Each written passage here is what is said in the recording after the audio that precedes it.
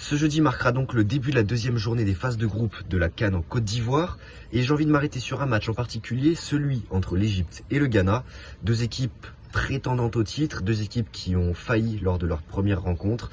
Le Ghana s'est incliné 2-1 face au Cap-Vert, de son côté l'Égypte a fait match nul 1 partout contre le Mozambique. C'est en d'autres termes un petit peu le match de la peur, l'équipe qui perd entre l'Égypte de Mo Salah et le Ghana des frères Ayou sera quasiment éliminé de la compétition. C'est un moment très important de ce début de CAN et j'ai envie de marquer un petit peu un point d'orgue sur un retour en particulier, celui de Mohamed Kudus. Le milieu offensif attaquant ghanéen était absent face au Cap-Vert, blessé à l'aine. Nul ne sait s'il est à 100%, mais les temps sont durs, l'heure est grave pour le Ghana et Mohamed Kudus doit absolument apporter rapidement sa pierre à l'édifice. Le joueur de West Ham est un élément central du côté des Black Stars, ancien joueur de l'Ajax Amsterdam, c'est un super joueur et il pourra venir suppléer un petit peu les frères Ayou et l'attaque en général, en règle générale de ce Ghana.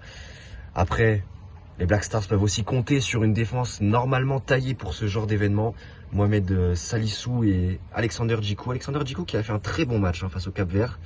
Malheureusement, ça n'avait pas suffi.